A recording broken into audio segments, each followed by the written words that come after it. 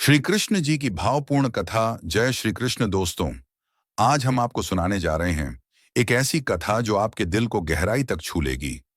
यह केवल कथा ही नहीं बल्कि जीवन का संदेश है कि भगवान श्री कृष्ण को पाने का मार्ग कठिन साधना नहीं बल्कि सच्चा प्रेम और भक्ति है। तो सुनिए करुणा से भरी श्री कृष्ण जी की यह अद्भुत कहानी। गोकुल की धरती पर जब भगवान श्री कृष्ण बाल रूप में पधारे थे, तब समस्त ब्रजवासी उनके मुखचंद्र को देखकर अपने दुख भूल जाते थे। नंद बाबा के आंगन का यह नन्हा श्याम सबके जीवन का आधार बन चुका था। उनकी चंचलता, उनकी मुस्कान, उनकी माखन चुराने की अदा सबके जीवन में रस घोल देती थी। परंतु कृष्ण केवल माखन चुराने या बांसुरी बजाने वाले नटखट बालक ही नहीं थे। उनका जीवन करुणा और प्रेम का संदेश भी देता है। गांव के किनारे एक वृद्धा रहती थी। उसका कोई परिवार नहीं था। पास में न धन था न भोजन।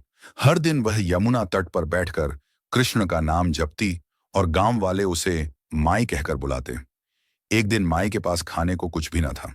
भूख से व्याकुल होकर उसने आंखों में आंसू भरकर पुकारा, हे नंदलाल, सबके घरों में तू माखन बांटता है, क्या मेरी झोंपड़ी में भी आएगा? वह सूखी रोटी को पानी में भिगोकर खाने ही वाली थी कि अचानक दरवाजे पर आहट हुई। उसने देखा एक सुंदर बालक हाथ में बांसुरी और चेहरे पर मोहक मुस्कान लिए खड़ा है। माई समझ गई, यह कोई और नहीं, स्वयं उसका कान्हा है। कृष्ण ने मधुर स्वर में कहा, माई, आज मुझे बहुत भूख लगी है, क्या खाने को कुछ दोगी? माई की आंखें भर आईं। उसने कांपते हाथों से सूखी रोटी दी और बोली, लल्ला, मेरे पास यही है, यही तेरा भोग है। श्याम ने वह रोटी प्रेम से खाई और मुस्कुराकर बोले, माई, तुम्हारे प्रेम से बनी रोटी तो स्वर्ग के अमृत से भी मीठी है। ये सुनते ही माई का हृदय भर आया। तभी कृष्ण ने आशीर्वाद स्वरूप हाथ उठाया। अचानक झोंपड़ी सोने चांदी से जगमगाने लगी। अन्न और वस्त्र से भर गई।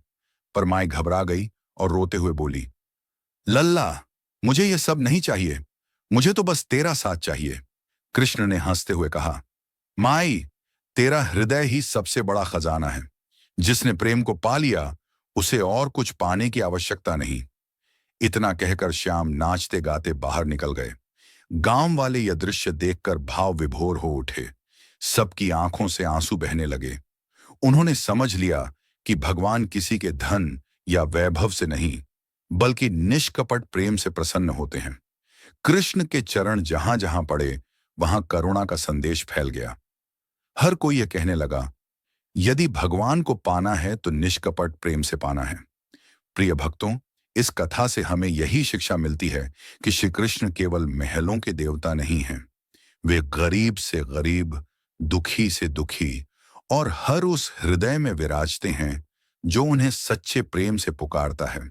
इसलिए यदि भगवान को पाना है तो हमें केवल निष्कपट प्रेम और भक्ति चाहिए, और यही सबसे बड़ा खजाना है। राधे राधे।